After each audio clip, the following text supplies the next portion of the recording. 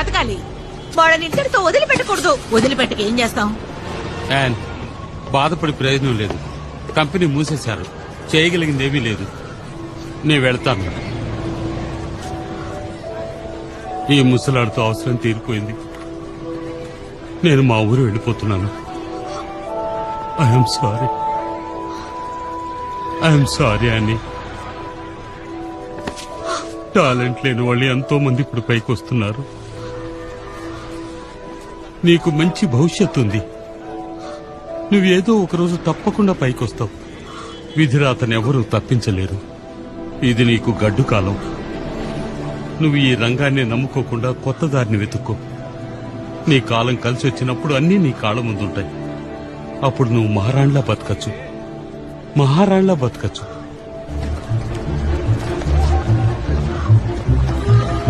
Hello mister western.